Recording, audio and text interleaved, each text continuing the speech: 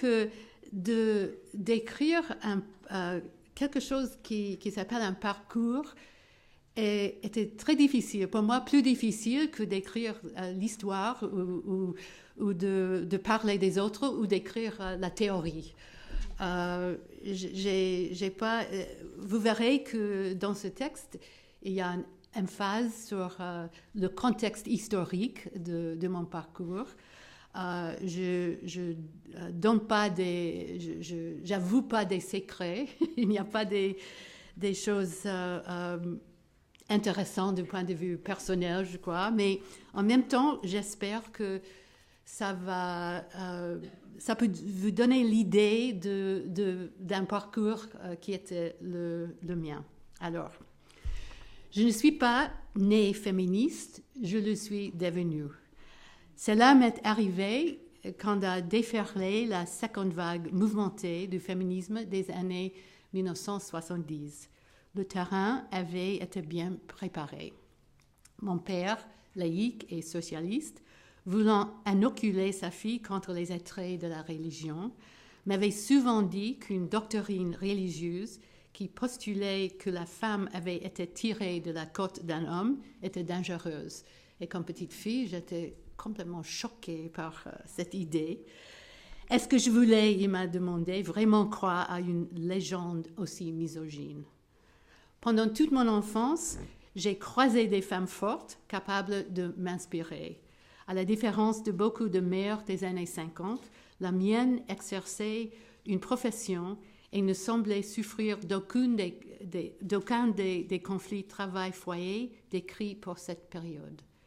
Il y avait en particulier une femme formidable qui s'appelle Rose Rossell, membre influente du syndicat des enseignantes de New York. Elle donnait un exemple magnifique de l'action que pouvait mener une femme en tant que militante, un exemple qui m'a profondément marquée. Si l'éducation que j'ai reçue a instillé en moi la certitude personnelle que les femmes pouvaient être les égales des hommes, elle ne garantissait pas que je deviendrais une féministe militante. J'avais besoin qu'un mouvement politique me permette de me nommer, de me reconnaître dans une identité collective fondée sur un but commun. Mettre fin à la discrimination dans l'éducation, sur le marché du travail et en politique, ce qui s'est produit dans les années 70. Mon identification comme féministe s'est faite à ce moment-là. J'ai été littéralement soulevée par la vague qui a placé les femmes aux avant-postes du changement. D'où est venue cette contestation, cette désobéissance épistémologique? Ce n'était pas le simple rejet des idées sclérosées des années 50, ni une résistance dialectique inévitable à l'oppression. Cette contestation a surgi à un moment particulier qui ouvrait la porte à des possibilités inimaginables jusque-là. Ce n'était évidemment pas la première révolte des femmes, individuelle ou collective, dans l'histoire des États-Unis, mais celle-ci, comme les précédentes, se situait dans un contexte précis. La rencontre de nombreux facteurs a conduit le féminisme à se transformer en une force politique dans les États-Unis des années 70, et je suis devenue féministe dans son sillage. Je ne me suis jamais située à l'avant-garde de ce mouvement, mais en l'observant depuis ses marges, j'ai été emportée par le courant. Il y avait à cela de bonnes raisons. J'étais totalement acquise à l'idée d'égalité qu'il réclamait. Les étudiantes exigent l'inclusion des femmes dans l'histoire. Mes étudiants. Ma spécialité, l'histoire sociale, m'avait préparée à m'intéresser à celles et à ceux que les comptes rendus officiels du passé s'obstinaient à ignorer. Et mon expérience du militantisme politique étudiant contre le nucléaire et la guerre du Vietnam pour les droits civiques des Noirs m'avait préparée à soutenir une nouvelle lutte d'émancipation émergente. Pourtant, il y avait quelque chose d'indescriptible dans ce processus. Je n'ai participé à aucun groupe de prise de conscience. Ma conscience non n'a pas moins été transformé. Le mouvement célébrait ce que j'étais, nous les femmes. Il m'a inclué et quelles que fussent ces querelles de doctrine ou ces déchirements entre factions, il me laissait lui appartenir selon mes propres critères. Ceci était résolument universitaire. Mon militantisme se limitait à l'université, au statut professionnel des enseignantes, à la place des femmes dans les matières enseignées et aux enjeux conceptuels liés à la recherche et à l'écriture sur les femmes. Ce qui s'est réalisé dans les années 70 avait commencé dans les années 60, quand je me suis mise à travailler pour mon doctorat. Les études en vue de ce doctorat étaient devenues possibles parce que d'importants efforts de recrutement avaient été engagés pour encourager les femmes dans ce sens.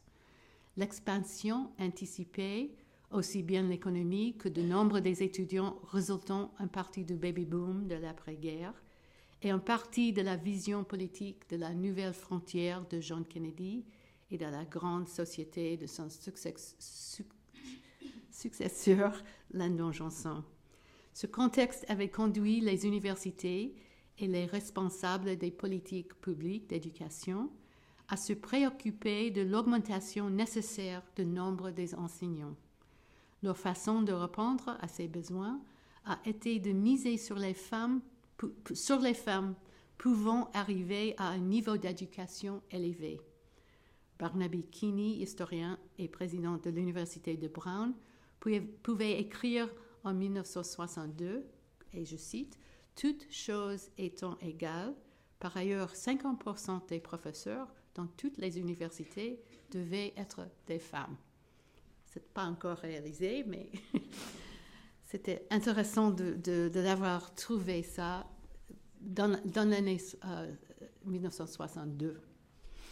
Il y avait de nombreux appels lancés aux femmes pour qu'elles se lancent sur le marché de l'emploi académique. Des incitations étaient également proposées. Par exemple, la Fondation Woodrow Wilson réservait à des femmes un quart de ses bourses pour doctorants. Le conseil d'éducation de mon université m'a vivement incité à solliciter une en me persuadant que ma destinée passait par un doctorat en histoire.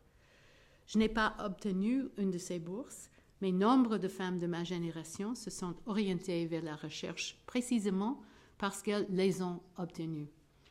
Je dois d'ailleurs préciser qu'à l'époque, je n'ai pas réalisé le caractère inégalitaire de ce quota de 25%. Je ne m'en suis rendu compte qu'après, comme féministe. Le recrutement de doctorantes, comme moi, s'est opéré en tandem avec d'autres ouvertures pour les femmes au niveau national. Le contexte de l'époque a fixé le cadre juridique et culturel de ce qui a suivi. Esther Peterson, une syndicaliste qui s'était fait connaître en militant pour les ouvrières et les employés, avait été nommée par le président Kennedy au bureau des femmes du ministre du Travail. En 1961, elle a poussé le président à créer une commission sur le statut des femmes et a placé Eleanor Roosevelt à sa tête. Un rapport de cette commission, en 1963, a montré qu'on déniait aux Américains l'égalité des droits et des chances et recommandait que soient créées dans les 50 États des États-Unis des commissions spécialisées pour traiter de ces questions. En 1964, une autre commission, aussi au niveau fédéral, était créée dans le cadre de la loi sur les droits civiques qui date de cette année-là et qui plaçait la discrimination pour raison de sexe au nombre de ses compétences. Et je n'ai pas précisé qu'en 1960, les autorités sanitaires avaient autorisé la mise en vente des premières pilules contraceptives. De plus, la législation de IVG est devenue effective suite à la décision de la Cour suprême de 1973 dans le cas de Roe versus Wade. Le soutien officiel apporté aux efforts visant à améliorer la condition des femmes a ouvert la voie à un déluge d'activités féministes. Je pense que c'est très important de savoir ça, et c'est très différent en Europe, surtout en France. Le soutien d'État, l'ouverture par l'État était très important pour nous. Il y avait désormais des engagements gouvernementaux et des lois qui permettaient des recours. Il en est résulté la création de l'association féministe NOW, l'Organisation nationale des femmes, en 1966. Au même moment, des militantes du mouvement pour les droits civiques et des étudiants révolutionnaires du SDS, les étudiants pour une société démocratique, ont commencé de mettre en avant leurs revendications, exigeant que le rôle des femmes soit reconnu comme actif et égal à celui des hommes dans le mouvement politique pour le changement social. Et dans le champ traditionnel de l'action politique, les femmes formaient désormais un groupe identifiable pour la première fois depuis le mouvement suffragiste du tournant du XXe siècle.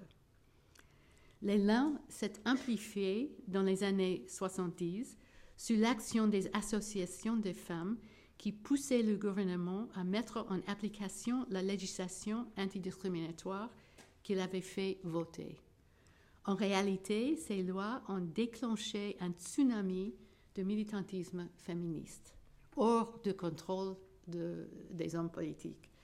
C'est d'ailleurs là que réside toute l'importance de ces lois qui ont créé des objectifs à atteindre, même si la substance et les méthodes à employer pour y parvenir dépassent les intentions du législateur. Dans l'enseignement supérieur, une association fondée en 1968, la Women's Equity Action League, je ne sais pas comment le traduire, une retombée de NOW, a poursuivi des centaines de collèges et universités qui n'appliquent pas la loi. En 1972, en réponse à un lobbying féministe intense, le vote d'une loi sur l'enseignement supérieur, le titre 9, a précisé les choses, et je cite, « Aucune personne aux États-Unis ne peut, en raison de son genre, être empêchée de participer à, ne pas bénéficier de, ou être soumise à une discrimination dès lors qu'il s'agit d'un programme d'éducation ou d'une activité bénéficiant d'une assistance financière fédérale. » Fin de citation. Une campagne visant à amender la Constitution américaine, le Equal Rights Amendment, le URA, a trouvé des soutiens dans tous les États. Finalement, l'amendement a échoué, mais la campagne a servi de point de ralliement pour toutes les féministes militantes. La tenniswoman Billie Jean King a relevé le défi lancé au sexe faible par le joueur macho Bobby Riggs et l'a torché dans un match de tennis que des millions de spectateurs ont vu à la télévision. Et des groupes d'extrême droite ont commencé de promouvoir leur propre agenda antiféministe. Dans l'espace universitaire, les résultats ont été tangibles. Il y avait une grande augmentation des femmes à chaque niveau. Il y avait une grande augmentation des femmes à chaque niveau universitaire. En 1975, il y avait 150 programmes de Women's Studies offerts sur les campus américains, la plupart financés par des grandes fondations philanthropiques. Il y avait 3 nouvelles publications consacrées aux études féministes, le Journal des études des femmes, les études féministes et Science. La cause des femmes bousculait les associations professionnelles. La Berkshire Conference of Women Historians, fondée en 1920 par des historiennes et quasiment devenue une organisation professionnelle, a tenu sa première conférence sur l'histoire des femmes en 1973.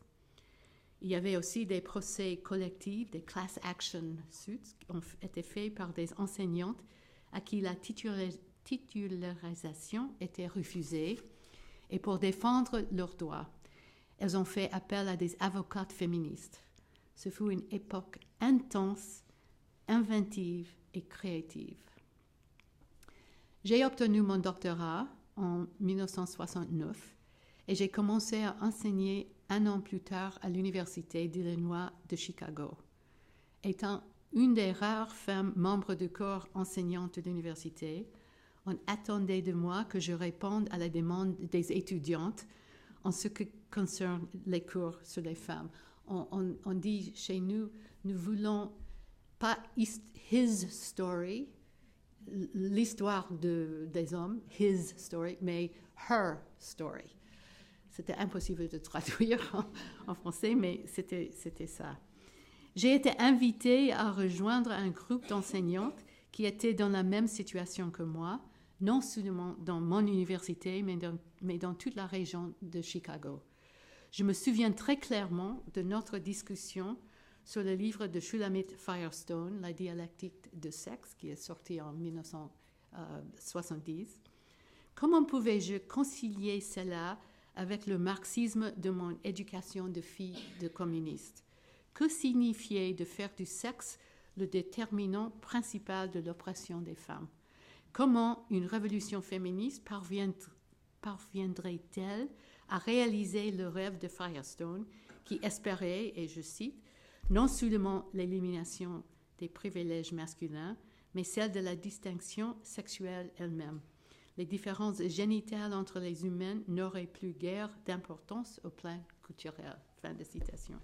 Est-ce que la révolution technologique qu'elle envisageait, l'élimination de la reproduction biologique par les femmes, était elle-même possible? Et on a discuté ça pendant des heures, des jours, des semaines. Et pour moi, c'était le début, l'ouverture de la pensée féministe. Des groupes comme celui-là se réunissaient partout dans le pays, portés par un mouvement féministe grandissant. Ils ont permis le rapprochement de femmes isolées dans leur département universitaire, leur donnant le sentiment d'une solidarité en tant que professionnels et en tant que pédagogues. Alors, même que nous analysons ensemble des textes savants, nous complotions en vue d'accroître le nombre de femmes professeurs, de rendre publiques les différences d'échelle de salaire, d'organiser l'agitation sur les campus en faveur de crèches.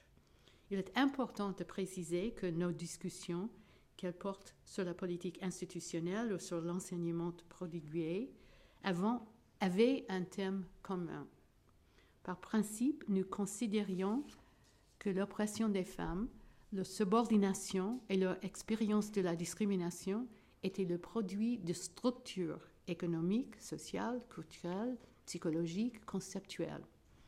Et c'était la dimension misogyne et discriminatoire de ces structures que nous entendions mettre au jour pour parvenir à les changer.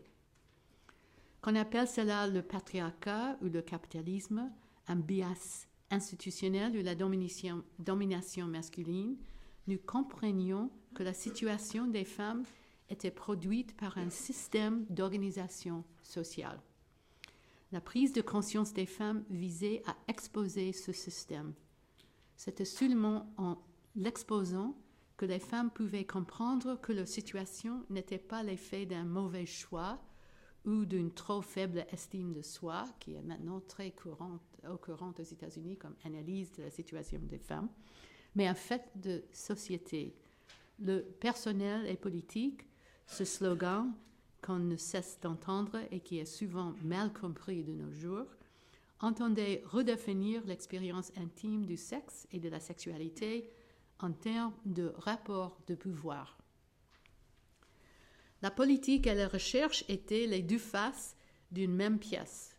Nous étions en train de créer un nouveau savoir qui non seulement remodelait notre enseignement et les institutions dans lesquelles il était dépensé, mais également informait et était informé par nos positions politiques. Nous repensions ce que pouvait être la recherche, ou plutôt ce que pouvait être considéré comme tel. et la recherche que nous produisions constituaient des sujets féministes, des femmes qui, au travers de leur identification avec des héroïnes et des mouvements de libération du passé, ont été amenées à se considérer comme les agentes du changement. C'est pourquoi, quand plus tard j'ai lu Foucault, la notion de pouvoir savoir m'a paru aussi lumineuse. La production de savoir a rendu possible la conceptualisation de ce qui comptait en tant qu'expérience et l'émergence des sujets qui se reconnaissaient dans cette expérience. Nous étions en train d'ouvrir de nouvelles frontières à la politique et à l'histoire. Nous nous sommes rapprochés de féministes d'autres pays et elles de nous en utilisant la plupart du temps des réseaux existants. Pour moi, ce fut, pour commencer, celui des historiens du travail qui se sont réunis à la Maison des sciences de l'homme en 1975 à l'initiative de Michel Perrault, Nathalie Davis, Olwen Houghton et Louise T.E. pour discuter de ce que pouvait signifier l'histoire des femmes. Dans ce groupe figuraient les grands, à l'époque de la spécialité de l'histoire sociale, Charles Tilly, Eric Hobsbawm, Edward et Dorothy Thompson, George Haupt et d'autres. Quelques hommes présents semblaient penser que des anecdotes sur leur mère et leur grand-mère suffisaient à les qualifier comme historiennes des femmes. D'autres ont pris la question plus au sérieux. Mais je n'oublierai jamais un échange que j'ai surpris à la fin entre Nathalie Davis et Edward Thompson. « Eh bien, Nathalie, disait-il avec le ton un peu condescendant et dragueur qu'il prenait avec les femmes, vous voilà, partez chasser dans les archives. » Et elle de lui répondre aimablement, « Mais non, pour moi, cela sera de la cueillette. » Au fur et à mesure que se multipliaient nos livres et nos revues, nous avons dû faire face à l'accusation que notre politisation compromettait la qualité de nos recherches. Cela signifiait non seulement que nous devions nous montrer à la hauteur des standards de la discipline, mais aussi qu'il nous fallait être capables de les contester et, dans ma spécialité, d'y relier la question de ce qui comptait en histoire et de ce qui comptait comme historien. Nous avons appris de première main que ceux que détenaient de pouvoir avaient toute latitude pour définir la règle du jeu, y compris de considérer comme inadmissible politiquement et idéologiquement notre volonté de voir inclure les femmes dans les grandes narrations historiques. Une histoire utérine a lâché un historien pour discréditer nos travaux. Critiquer ce pouvoir était une tâche intellectuelle exigeante où se situait la notion de qualité dans l'écriture de l'histoire des femmes. Est-il sage et même légitime de se concentrer uniquement sur les femmes? Le genre, elle a-t-il dilué ou au contraire renforcé notre analyse? Comment mesurer nos échecs et nos succès? Bien qu'il y ait eu beaucoup de moments épineux, des dénonciations, des accusations, des exclusions et des larmes, ceci était largement contrebalancé par l'excitation née de la recherche de réponses encore inconnues et pour la camaraderie qu'on pouvait rencontrer en chemin. Travailler avec des femmes n'était pas seulement utile, c'était extrêmement agréable. Ce que j'ai appris en écrivant un livre avec Louise T.E., Femme, Travail, Famille, en 1972, je crois, je l'ai noté ici, mais c'est 78. Louise et moi avons commencé à comparer des notes que nous avions prises en lisant un article d'Edward Shorter qui imputait l'augmentation du nombre de naissances illégitimes au début de l'ère industrielle à la libération des femmes et le taux concomitant de mortalité infantile à un déficit d'amour maternel. Les arguments de Shorter, et peut-être il y a des gens ici qui se souviennent très bien de ce moment, les arguments de Shorter faisaient écho à l'une des banalités que nous entendions prononcer par quelques féministes, que l'obtention d'un salaire impliquait inévitablement l'émancipation de la salariée.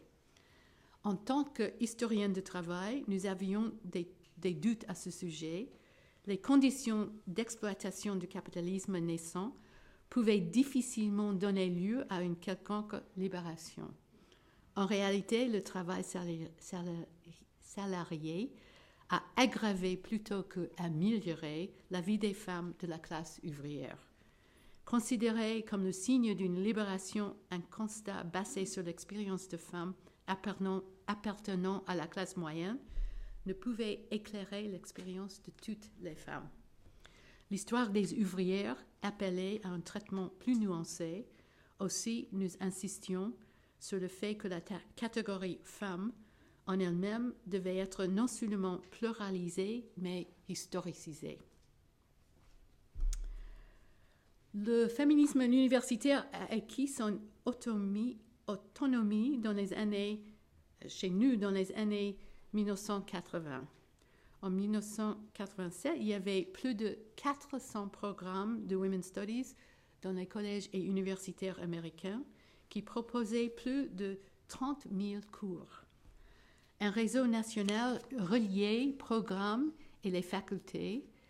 L'Association nationale des études des femmes était fondée en 1977, ainsi qu'un autre réseau d'instituts de recherche féministes financé par la Fondation Ford, dont l'une des responsables, l'économiste Mariam Chamberlain, a joué un rôle déterminant en encourageant et en légitimant la production de ce nouveau savoir. Il ne faut pas surestimer l'influence des femmes dans des positions d'influence et de pouvoir pour avancer et soutenir le mouvement de féminisme, de l'histoire des femmes, etc. La multiplication des cours a créé une demande pour des livres. Des éditeurs ont rapidement réagi à l'ouverture de ce nouveau marché.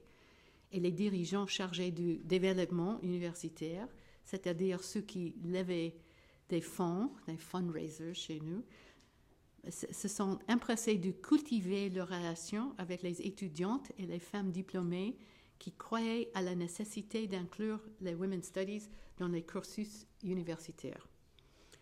Avec l'envol, c'est venu la fracture. Des désaccords stratégiques, des discussions théoriques, la prolifération d'identités féminines selon la classe, la race, l'appartenance ethnique, l'orientation sexuelle. Ce n'est pas un hasard si Differences, les différences, a été le titre choisi pour la revue d'études féministes culturelles à l'Université de Brown en 1989. Et ce n'est pas un hasard non plus si c'est à Brown, où je suis arrivée en 1980, que mon travail a pris une direction nouvelle. Puisque la mise en contexte de mon parcours est le fil conducteur de cette conférence, je dois préciser que mon recrutement par Brown faisait partie de l'effort entrepris à l'époque par l'université pour peser sur l'issue d'un procès intenté par l'anthropologue Louise Lamphere. Celle-ci, dans une action collective à Class Action Suit, avait, en 1967, accusé l'université de discrimination dans le recrutement, l'avancement et la titularisation des femmes, qui n'étaient à l'époque que 25 sur un corps enseignant de plusieurs centaines de personnes. Quand l'université a eu accès aux pièces de dossier, des lettres insultantes et sexistes adressées à Louise par les collègues masculins, elle n'a pas eu d'autre choix que de se soumettre. En attendant la conclusion définitive de l'affaire par les tribunaux, l'université a consenti à un calendrier de recrutement de femmes professeurs et à des procédures de promotion et de titularisation communes à l'ensemble du corps enseignant. Quand les tribunaux ont finalement vérifié la bonne application de ces réparations en 1989, 1992, le nombre de femmes professeurs titulaires avait été multiplié par 5. Brown était devenue une université comme connue non seulement pour le nombre de ses enseignantes, mais également pour le travail novateur qu'elle y faisait. Je dois ajouter ici que Louise Lamphere avait quitté Brown à la suite de sa victoire contre l'université, parce que nombre de collègues et d'administrateurs avaient vu dans son action une trahison. Elle était sifflée dans un moment où elle avait donné une conférence là-bas. Mais elle est revenue en 2008 en donnant $1 million à l'université qui a permis la création dans son ancien département d'un poste d'anthropologie et de gender qui porte son nom, destiné à accueillir un universitaire invité. Donc c'est la revanche des féministes. Et il y avait pas mal aux États-Unis, il y a pas mal de chaises comme ça. Il y avait à l'Université de Michigan une chaise de Alice Palmer Chair qui était créée par une femme sur la faculté. Il y avait à l'Université de Wisconsin où j'avais reçu mon doctorat la chaise Robinson Edward. Madame Robinson avait reçu son doctorat en histoire. Elle était embauchée à l'université dans l'environ où elle avait, mais pas dans le département de l'histoire, mais dans le département de home economics, économie domestique, où elle était, et elle n'était pas invitée, mais ils ont demandé que c'était elle qui avait servi le thé dans les réunions du département. Elle, et c'était la même revanche que Louise Lamphere, elle avait créé dans son nom et le nom aussi de son père et aussi de sa copine, le Robinson Edwards Chair pour une femme sur la faculté de l'histoire. Et la seule la chose dans laquelle elle a insisté, c'était de n'avoir pas d'autres obligations, d'autres services que d'enseigner les étudiants. C'est très bien. Mais moi j'étais recrutée pour occuper la chaire Nancy Duke Lewis. Ça, c'est une chaire créée par une ancienne doyenne du collège pour femmes de Brown qui était Pembroke. Elle aussi, elle a créé cette chaire pour une femme sur la faculté. Il s'agissait d'une chaire dotée de fonds propres, comme c'est souvent le cas, c'est ça que j'avais dit, dans les universités américaines, financée par un don initial dont les intérêts servent à en payer le fonctionnement. Bien que la doyenne n'avait en partant pratiquement rien laissé pour financer la chaire, et donc pour payer mon salaire, les administrateurs de l'université ont accepté d'assurer le fonds de financement, ce qui leur permettait de se mettre en conformité avec les exigences des tribunaux et également de faire appel aux dons d'anciens élèves de Pembroke. C'est d'ailleurs surtout que cette recherche de fonds m'a occupée quand je suis arrivée en 1980. J'ai eu la chance de pouvoir travailler avec Elizabeth Weed. Son habilité à manœuvrer au sein de l'institution n'a d'égal que sa capacité à faire sens des textes philosophiques les plus difficiles. Nos efforts ont conduit à la fondation du Centre de Pembroke d'enseignement et de recherche sur les femmes, qui reste aujourd'hui encore le premier centre de théorie féministe aux États-Unis. La création d'un centre tel que celui-là a une dimension structurelle. Les institutions, chaires dotées et centres de recherche dotés sont importants pour la production de savoir et pour la protection de l'espace dans lequel de nouveaux savoirs peuvent être produits avec régularité.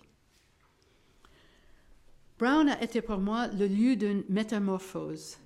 Les féministes y étaient pour la plupart investi dans des études littéraires qu'informaient le post-structuralisme, Barthes, Foucault, Derrida, Dumont, la psychanalyse, Freud, Lacan, Laplanche, et ce que nous appelions le French féminisme, le féminisme à la française, Iragaray, Cixous, Kristeva.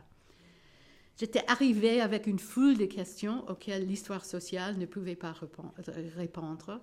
Comment expliquer la persistance de la discrimination quand l'égalité politique est obtenue? Pourquoi les réformes ne font-elles qu'effleurer les disparités salariales et la hiérarchie des genres? Si la malveillance ou l'égoïsme masculin ne permettent pas d'expliquer seuls la persistance du patriarcat, comment se fait-il que la différence sexuelle occupe une place aussi fondamentale dans l'organisation des sociétés à travers le temps et l'espace? Et que penser du climat politique nouveau dans lequel l'identité singulière des femmes a commencé de se fracturer, laissant place à des débats identitaires au sein du féminisme? Le fait d'être exposé à des discussions de caractère théorique dans mes conversations avec des féministes à Brown m'a fourni moins de réponses que de nouvelles façons de concevoir les problèmes. J'ai appris à penser la différence non pas comme un fait établi, mais comme une opération variable, instable, jamais fixe. J'ai appris que les significations sont toujours en train de glisser, même quand on les déclare immuables, et que pour comprendre comment elles opèrent, il faut porter attention au langage, aux expressions, aux allusions et aux symboles. Prendre les mots au pied de la lettre fait passer à côté de l'essentiel. C'est pour les historiens et historiennes comme moi s'enfermer à l'intérieur de systèmes idéologiques, alors qu'il faut pouvoir soumettre ces derniers à l'analyse critique. Décrire ce que faisaient les femmes ou ce qu'on disait à leur propos n'était pas la même chose que de s'interroger sur comment s'était constituée leur subjectivité, à l'intérieur de quelles relations. Souligner que l'origine ethnique, la classe et le genre font partie de l'identité des femmes, ce n'est pas la même chose que de se demander comment ces attributs sont utilisés pour identifier et positionner les femmes dans des relations et des contextes précis. On ne peut pas se contenter de reprocher au patriarcat ou au capitalisme d'être la cause de l'oppression des femmes. La question est de savoir par quelle opération sont produites les inégalités que ces systèmes établissent. Cette façon de poser le problème est ce qui caractérise les deux livres que j'ai consacrés au féminisme français, La citoyenne paradoxale et Parité. Dans le premier, j'ai déconstruit l'opposition habituellement faite entre les deux branches du féminisme, caractérisées l'une par son approche égalitariste, l'autre par son approche différentialiste. J'ai avancé que le discours féministe est l'expression d'une tension insoluble entre l'égalité et la différence.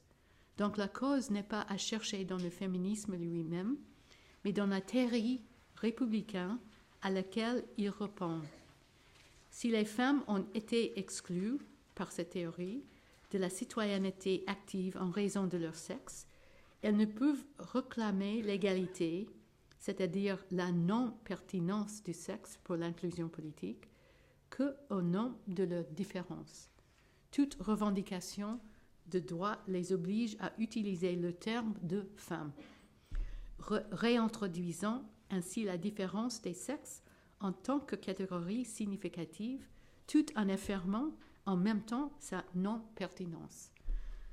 Dans mon livre sur la parité, j'ai poursuivi cette analyse. J'ai montré comment la vision d'origine, vision égalitariste de Françoise Gaspard, Claude Servan-Schubert et Anne Le Gall, a été changée en profondeur par le débat de la campagne pour le Pax. Alors qu'au départ, pour celles qui sont lancées dans le mouvement pour la parité, la réalisation de l'égalité passait par la double sexuation de l'universel. Sylvain Agacinski et quelques autres se sont servis de l'idée en la transformant pour mettre en avant la complémentarité des sexes. Alors qu'elle partait d'un appel à repenser la masculinité de l'individu abstrait, la parité devenait un moyen de faire du couple hétérosexuel le fondement non seulement de la famille, mais aussi des assemblées élues. Le caractère naturel de la différence attribuée au sexe montre en effet une capacité de résistance extraordinaire chaque fois qu'on essaie de la mettre en cause. Aussi, le fait d'écrire ces livres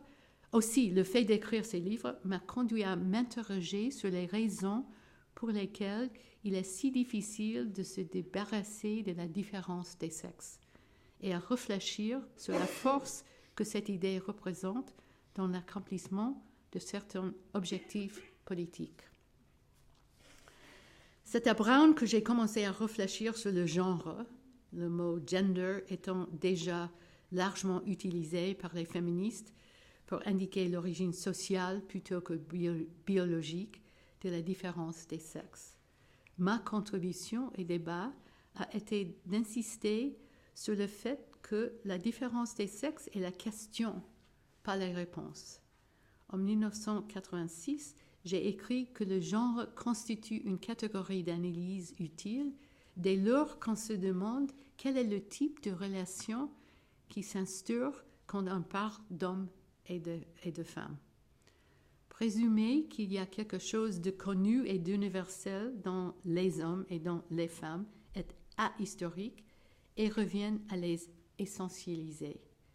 Cela cache le fait que les termes eux-mêmes et le sujet que les habite ont une histoire. Si les structures ont été placées au cœur des premières théorisations féministes, elles n'ont pas suffi à expliquer comment les rapports de pouvoir ont été constitués. Non seulement les rapports de pouvoir entre femmes et hommes, mais les hiérarchies sociales et politiques considérées comme légitimes, littéralement et métaphoriquement, qui s'appuient sur la différence naturelle des sexes. Depuis que j'ai écrit cet article, il y a quelques 30 ans, j'en suis venue à penser que la psychanalyse nous aide à mieux comprendre pourquoi l'idée du caractère naturel de la différence des sexes demeure aussi puissante dès lors qu'il s'agit de la revendication féministe d'égalité. Je ne parle pas de la psychanalyse qui impose des définitions normatives du sexe et de la sexualité, mais des théories qui disent que la différence des sexes ne constitue pas une évidence, mais une énigme. Et si elle est une énigme, le genre n'est que l'expression d'une tentative constamment changeante et au bout du compte futile de résoudre le problème. Une tentative visant à proposer une représentation certaine et immuable de ce que signifient les différences physiques. Je dirais donc que le genre est l'étude de la relation autour du sexe et de la sexualité entre le normatif et le psychique, l'étude de ce qui tente à la fois de réglementer la définition de la différence sexuelle et d'utiliser celle-ci dans un but politique ou social. Ce but peut être la construction nationale ou la structure familiale en tant que fondation présumée de la nation. Dans ce processus, c'est le genre qui produit des significations pour le sexe et les différences sexuelles, et non pas le sexe qui détermine les significations du genre. Si tel est le cas, et certains féministes le pensent depuis longtemps, non seulement il n'y a pas de différence entre le sexe et le genre, mais le genre est la clé, si l'on peut dire, du sexe. Et si tel est le cas, le genre est une catégorie utile pour l'analyse historique parce qu'il exige de nous que nous historicisions les façons dont les significations du sexe et des différences sexuelles ont été conçues, débattues, normalisées, réglementées, transgressées et changées. Maintenant, la conclusion. Quand je jette un coup d'œil sur les années que j'ai consacrées à la théorisation féministe, il me semble que ce que j'ai trouvé de plus passionnant dans ce travail a été la recherche de réponses aux questions les plus difficiles et la découverte que les meilleures réponses posent à leur tour de nouvelles questions. Je me nourris de ces questions et ce sont elles qui nourrissent mon travail. Ce sont encore, j'espère, des questions qui inciteront les nouvelles générations de chercheuses et de chercheurs à continuer de passer les idées dominantes au crible de la critique et à énergiquement essayer de préserver les espaces où ce travail peut continuer de se faire. Ce n'est pas une tâche facile quand on voit à quelle restructuration néolibérale nos universités et nos sociétés sont soumises avec des enjeux considérables.